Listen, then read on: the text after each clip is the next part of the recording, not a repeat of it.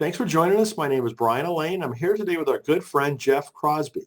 Jeff is president and CEO of ECPA, a trade association of Christian publishing, and has spent nearly 4 decades working in the world of words as a bookseller, publisher, and author. His writing has appeared in numerous magazines and journals, including Crux, Conversations Journal, Books and Culture, Urban Faith, and Living Lutheran. He's the editor and compiler of Days of Grace Through the Year, a collection of writings by Lewis M. Smedes. His new book is titled The Language of the Soul, Meeting God in the Longings of Our Hearts from Broadleaf Books. Jeff has presented at our Frederick Buechner, Writing for Your Life, and Publishing in Color Writers Conferences, and has been a member of the Publishing in Color Strategic Advisory Committee since its inception. Jeff lives in the suburbs of western suburbs of Chicago, and you can learn more about him at jeffreycrosby.net. So Jeff, as always, it's really great to speak with you, and congratulations on all of your accomplishments. Thanks, Brian. It's great to be with you as always. So to start off, what else would you like people to know about you? Well, I think that kind introduction covers a lot of it. As you mentioned, I started my career as a bookseller near Indiana University in Bloomington. We were about 2 blocks from the center of that large research institution, about 40,000 students. And it was really there that my love of books and the sort of the demonstration, both through my own life and my wife's, but also the students that frequented our little bookstore for 13 years. Wow. That's where, the love for this world of words really sunk down. But I've been a writer since high school, in various editorial positions when I was there and then in college, and have always noodled around with words. But The Language of the Soul is really the first full-length book of my own. Previously, as you said, I just edited and compiled the book of Lou Smedes' work and contributed to some volumes. So this was a new experience for me. But beyond all that, married to Cindy, who herself is an author, published or contributed to some 20 books. And we have 2 grown children and 6 grandchildren who are the apple of my eye. I know that feeling. And I think we first got to know each other when you were at IVP. Yeah, I worked at InterVarsity Press for over 24 years, first as the senior executive of sales and marketing, where I was helping all those books connect with readers, and then the final 5 years as the publisher and CEO. And it was through that our mutual affection for the writing of Frederick Buechner became known, and really grateful for all the conversations we've had at various events and even apart from those about books and ideas and authors that we appreciate. So I had a long run at IVP, and then since the calling into this work with the trade association. It was founded in 1974, and so we're almost coming up on our 50th anniversary, and a wide range of both domestic and international publishers, and then vendors who serve the publishing industry, like printing companies and royalty accounting companies and things like that. So I've been doing this since 2021. And for me personally, as a person brand new to the publishing industry, Jeff was just incredibly helpful in making introductions and letting me understand the lay of the land. And I greatly appreciated that. So thanks again, Jeff, for all your support. Of course. So as I mentioned, the new book is The Language of the Soul, Meeting God in the Longings of Our Hearts. So it's a very unique book. What motivated you to write it? Yeah. Some 20 years ago or so, I encountered this word. It's a Portuguese word called an untranslatable emotion. There's no real English equivalent for it. And as a lover of words, as a lover of linguistic curiosities, when I encountered the word saudade, and did so through Brazilian music, bossa nova, jazz music, music out of Portugal called fado music, though I have worked, Brian, as you know, all of my adult life in the world of books, I consider music the language of my soul. And so the book is actually rooted in that Portuguese word, saudade. And I began, this was even pre-Google, this was before I could just type that word into a search field and try to figure out what do other people think it means. I would go to libraries when I encountered this music by artists like João Gilberto and Yvonne Lins and Yo-Yo Ma and others. These songs always had this word in it, and so I did research in libraries, and then lo and behold, when the internet exploded, with all of this information, it became a little bit easier to go down rabbit trails and track down what others have written about it. And eventually I equated it to the English idea of longing. So there's no English equivalent, but the closest thing that I believe we get to is the idea of longing. And so I began journaling years and years and years ago, and reflecting and reading and just observing, within my own spirit, within my own soul, what are those things that I long for? And out of that arose a book proposal that originally I said to my wife, Cindy, who is the much more accomplished writer, I said, what if we did this together? And she looked at the proposal. It was about 8 pages long at that time. And she said, I think that's your book. You need to be the one to do this. And so my next step was at a meeting at an American Booksellers Association convention in New York City with Phyllis Tickle, who I know many of your listeners probably are familiar with, and you are.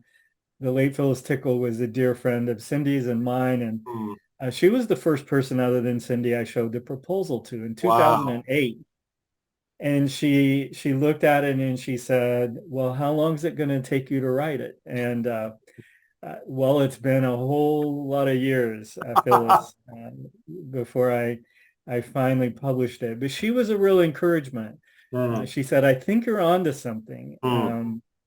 And so there are 10 longings in the book, beginning with longing for home, ending with the longing for heaven, which I kind of think of as the bookends of the language of the soul. But it was really her encouragement as a very experienced editor and writer herself. When Phyllis said, I think you have something here, I leaned into it. And from 2008 until about 2020, I just worked on it. I don't advise prospective writers to wait that long to send out their proposal. But in my case, working in a fairly high pressure, demanding job, that probably was part of why it took a while, but also I think I needed to do the internal exploration. What do I really mean by the longing for a home? What do I mean by the longing for spiritual transformation? What do I think about the longing for heaven? And so over time, things began to emerge, and I sent it out to several publishers, and thankfully 3 said yes, and then I chose the publisher I did, Broadleaf, in order to work with the editor, who I knew well and who had been the editor of one of my wife's books, actually. Well, I think it was a really great choice. So I'm glad that it ended up that way. They have been excellent to work with. So the organization of the book is a little bit unique. Can we talk about that? I mean, you've kind of grouped the chapters and then talk about that, and then within the chapter, what you've done. Yeah. So as the 10 topics, as the 10 chapters kind of evolved in my heart and through my fingers, onto the printed page, I realized that there was a cluster of what I call interior longings, things that are they're not really what the second section is, exterior or external. So I probe the interior, things that are of the soul, things that are much more intrinsic to who we are as human persons. And so that's the interior longings. The second part, which is a little shorter, is the external or the exterior. So things like friendship, community, and meaningful work. So where others are involved, others are a part of wrestling with that longing. And then the last section, which is just one chapter, is eternal longing. What do we think about heaven? What are we longing for those of us who believe that there is an afterlife? What does that look like? Where do we get our ideas? How have they evolved over time? And so then within each of those 10 chapters organized under the 3 sections, what I'm attempting to do is partly share my own story. So some people have said this has a memoir feel, even though it's not technically a memoir. I believe that among the books that impact me the most are books that have stories in them, as opposed to merely teaching, and certainly anything didactic. And so every chapter has stories from my own journey. But the other thing I'm trying to do beyond just storytelling is what are the ways in which I believe God has met me in the longings that I'm describing. So, and what are the practices? What are the spiritual practices that have enabled that intersection? And so that's really what I'm trying to do. Partly memoir, partly teaching and thinking on practices, and then how through all of that have I seen the God of life impact us. There is an introduction, I should say, as well, fairly lengthy. It's probably the length of one of the chapters, or each of the chapters, that really unpacks the notion of saudade. And there too shares a story of interaction with my friend Joaquin Fragoso, who is from a small city in Brazil. And it was Joaquin who I worked with at IVP for many years. He's originally from Brazil, and he was an early conversation partner about the book and about my understanding of saudade. And I still remember the first time I uttered the word to him, tears filled his eyes, and he said, "Jeff, you know the word. You know the word. No one here knows the word." He said, "It's such a rich word. It's such an important word.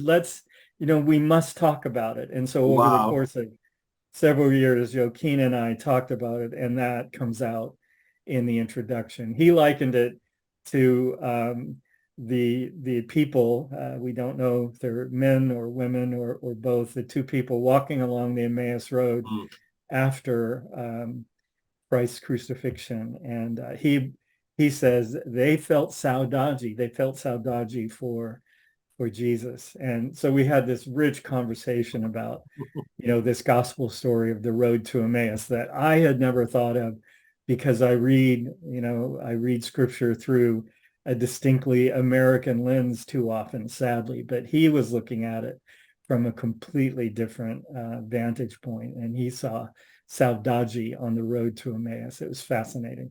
And so at the end of each chapter, you have a playlist. Yeah. You want to talk a little bit about that?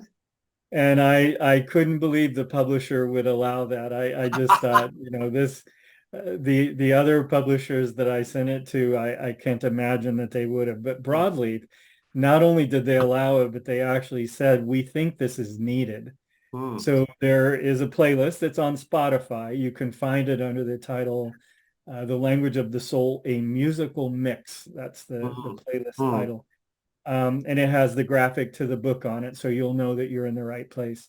But yes, there are 6 songs at the end of the introduction and each of the 10 chapters. And the Spotify playlist follows the order that you will find them in the book. And it's an eclectic, group. It's, the chapter on home, it has Simon and Garfunkel's "My Little Town." It also has a contemporary artist named Jack Johnson from San Diego and Hawaii. Jack Johnson has a song called "Home" that I absolutely love. It has classical music, it has worship, it has hymns, it has soul, like by Marvin Gaye and the Staple Singers, and it has George Harrison of the Beatles. There is a very eclectic mix of songs on those playlists. But I feel like the songs, even if they're not mentioned in the chapter, they reflect the content that I'm trying to present, and kind of serve as a listening companion. You know, you could be reading along, listen to the songs, and I think one reinforces the other. Well, I thought it was very fascinating, and I didn't know about the Spotify playlist, so Yeah, we'll check go that on out. and push the heart button, and that way it'll be in your library and you can go back to it. Yes, yes. So let's talk about a couple of the specific chapters. I mean, the first one I have to ask you about. It's called "The Longing for Home," Yeah. which sounds like a familiar title to me, and I know you're well aware of the title of that book. Can you talk a Yeah. little bit about that chapter and kind of what you inspired or what inspired you there? Yeah, you're referring undoubtedly to the Harper San Francisco book by Buechner called The Right. Longing for Home. And I believe a quote from his work, The Longing for Home, makes its way into the chapter. I can't recall for sure, but I would be surprised I if think it so, yeah. didn't. Yeah, so here I'm talking more because it's in the interior. It's chapter 1, so one of the interior longings. It's less about a geographic place per se, and more about a sense of belonging, a Mhm. sense of home being where we feel alive, where we feel safe, home being where we feel accepted, where we are able to be ourselves. And yet I do step back in the very early part of the chapter to the little town, thus the Simon and Garfunkel song, My Little Town. The little town I grew up in London, Indiana. I remember when I met my wife, she asked me where I was from, and I said London. I didn't tell her it wasn't England. I didn't tell her it was a town of 200 people on a good year in rural Indiana. But so I do open with the geography or the place where I consider sort of the geographic home for me, even to this day, though I haven't lived there in 30 years.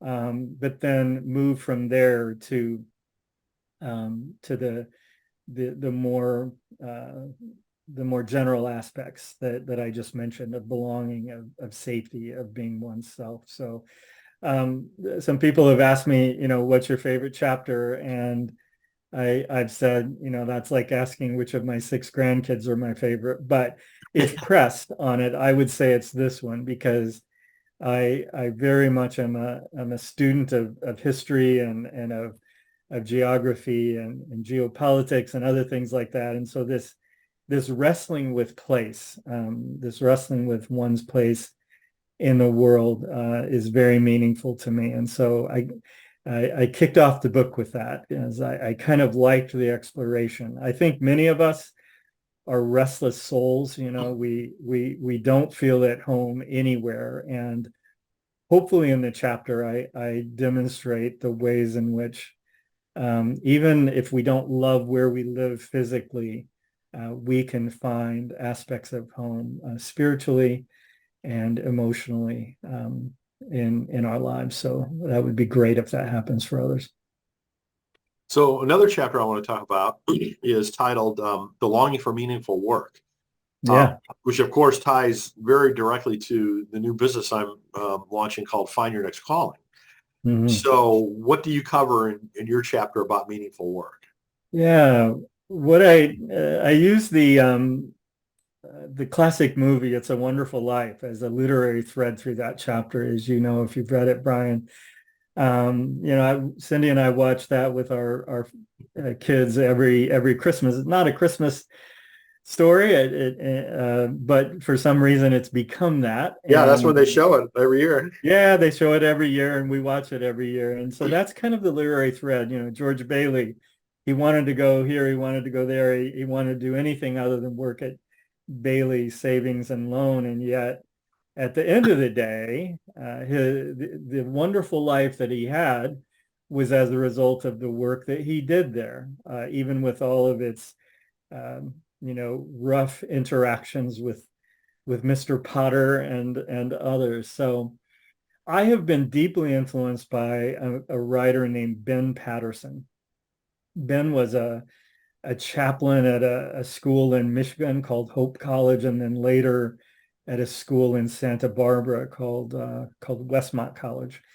I published several of his books at IVP, but long before that, in 1988, he published a book called The Grand Essentials. Mm-hmm. And he was quoting a Scottish cleric and a reformer named Thomas Chalmers.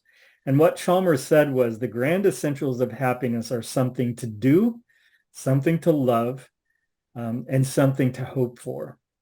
And so in the chapter Longing for Meaningful Life, I try to unpack what I learned from Ben Patterson via Thomas Chalmers about that, something to do, which may be our vocation, which it may be what we're paid to do, or it may not. Could be our job, that which we're paid to do. Something to love, our families, God's purposes in the world, something to love. Similarly, our family, our friends, our understanding of God. And so attempting to kind of set aside the dichotomy of sacred and secular in work and recognize that all work can be done with meaning. All work can be done for the common good. All work can be done for the glory of God. And that was a fun chapter to write because I reflected a lot on the various things I've done, though I've worked in book selling and publishing all of my adult life. There are a lot of things I did before that, and I talk about them briefly in the book, things like baling hay on a farm or detasseling corn, or for many years worked in a steakhouse as a cook. And I reflect back now with the benefit of all of these years of reflecting on vocation and calling, and realize that all of those jobs had within them intrinsic meaning if I merely approach them correctly. So yeah, that's some of what I'm doing in there, but do come back with any specific. Yeah. Well, I mean, I got a kick out of two of the jobs you mentioned because they're two jobs that I had when I was young too. One was detasseling corn on a cornfield in Illinois instead of Indiana, and the other was soldering printed circuit boards. Being an electrical engineer, I had to do some of that back in the day too. Okay, that's good to know. Those boards just came down the assembly line, and you're putting the solder in, and that one would be hard for me to do today, but it'd be impossible for me to do today. Yeah, but a mindset of what was the good that came out of what was the good that came out for the world out of the electronics that were being made on that. But at the time it was a little bit life sapping. I will tell you. My mother helped me get that job, and it paid really well. And yet I wouldn't want to go back. I hated doing it. Yeah. Anything mechanical like that was just fraught with inconsistencies. Yeah. You'd have some little solder break that you couldn't see, but yet the circuit wouldn't work. Yeah. Which was very frustrating to me. So anyway. That's fascinating that you did that as well. Oh gosh, yeah. So one of the things I want to talk about, is kind of the idea of discernment. And we're going to be talking that a lot within the Find Your Next Calling program. And so I'd really be curious to know if you can articulate what have been, the most useful ways that you found personally to discern what God is calling you to do. I'll tell you, Brian, what has been most helpful is there's a concept within the Quaker spiritual tradition called a clearness committee. I don't know if that's familiar. Clearness? A clearness committee, yeah. But you could set aside that Quaker word and and just think of it as friends who are helping with discernment. Mm. But the Quakers call it a clearness committee. And as I have made a couple of shifts, I worked fairly long stretches at the two jobs prior to this, a bookseller and a publisher. That would have been a combined, 38 years.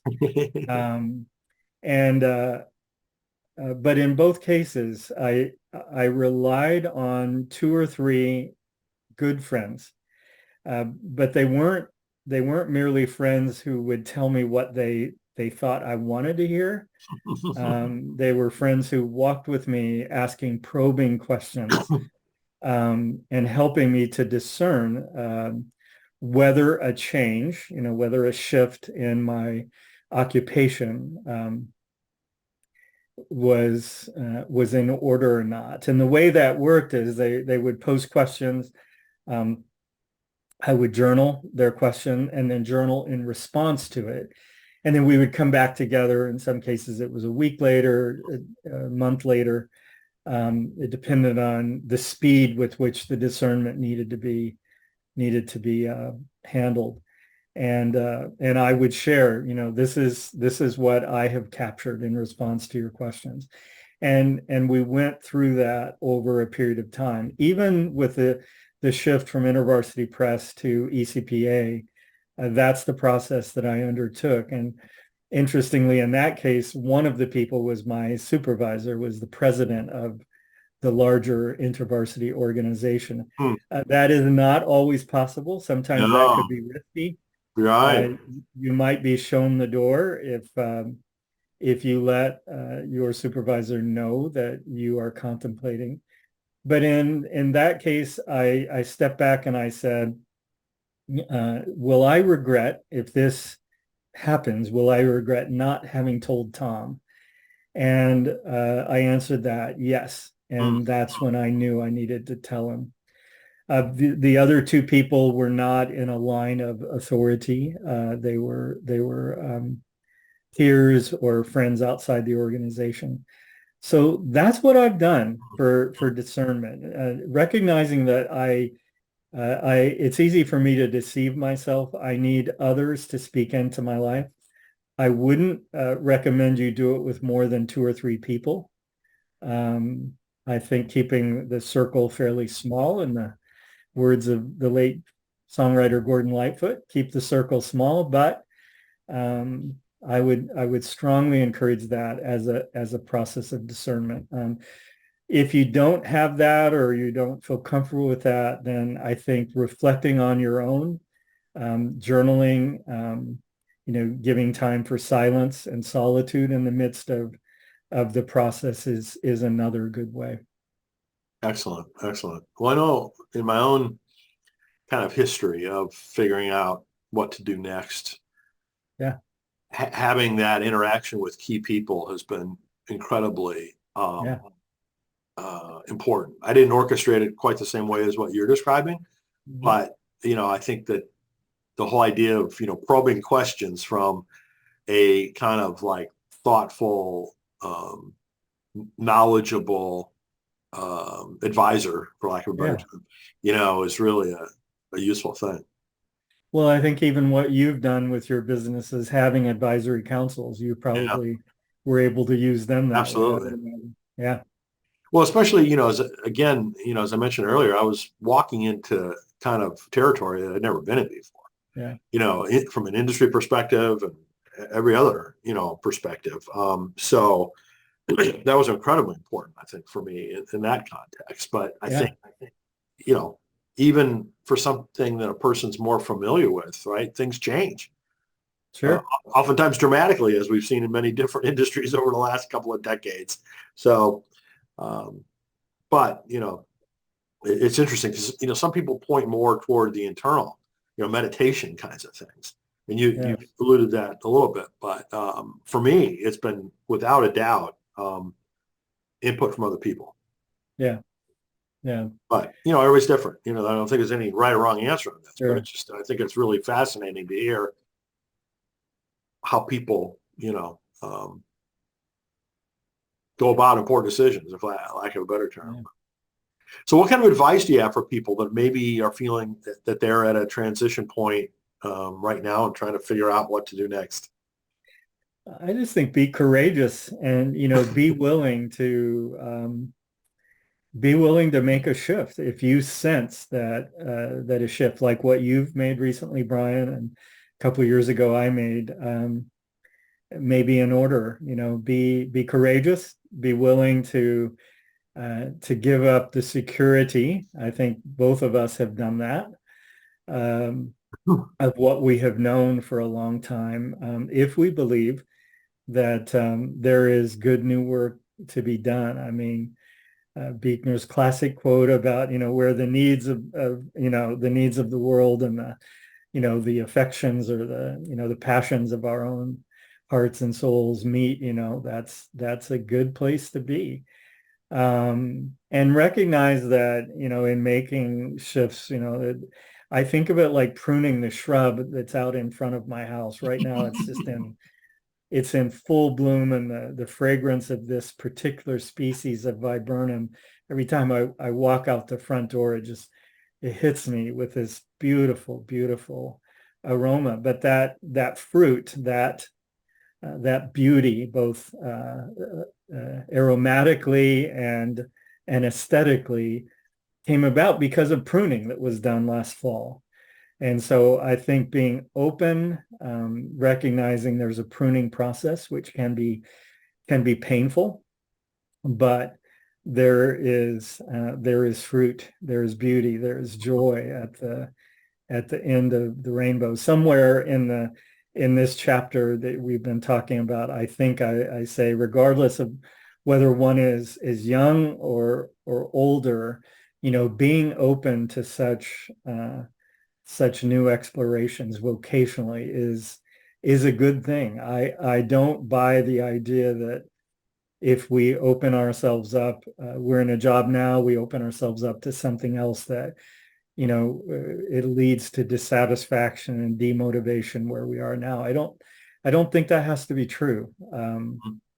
So have courage, be bold, be smart, discern with friends, or carefully on one's own, if or a vocational, a career coach. I've used one of those as well, that I paid for, and she wasn't cheap, but she was super helpful. And I think some amalgamation of all of that is going to lead you in the right direction. So you've got a ton of great quotes in the book, but there was one that I'd never heard before that I thought was extremely good. It goes like this: I heard and I forgot. I saw and I remembered. I did and I understood. Mm, That really says a lot to me. But where did that come from?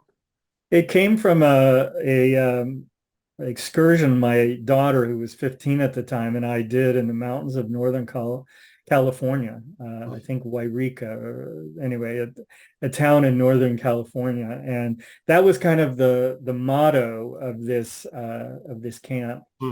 And it just stuck with me. You're the second interviewer who's asked me about that. So it's not original to me.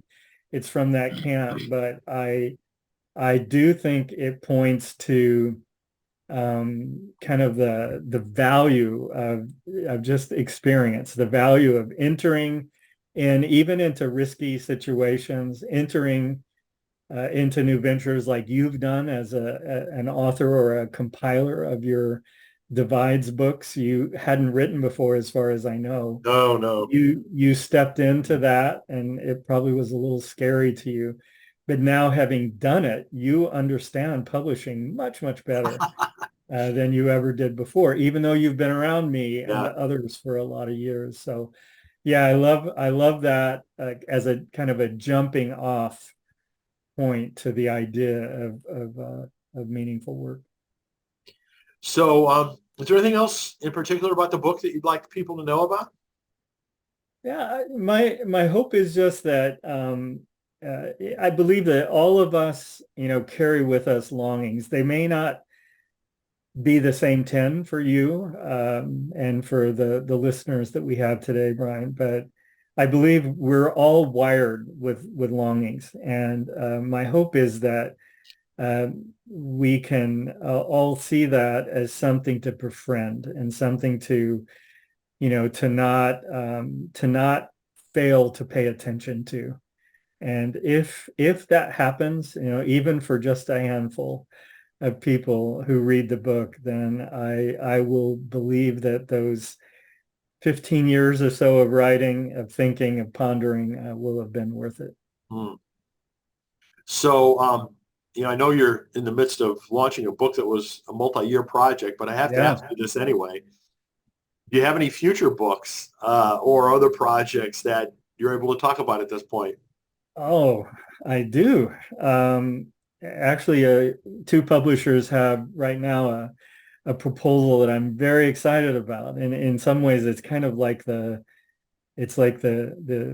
sidecar to Language of the Soul. So the first project, the one that's out right now under consideration, is it has the working title, The Spirit in the Sky, Popular Music and the Search for the Spiritual. Oh, cool. Oh, You and I are about the same age, so yeah, I remember that song.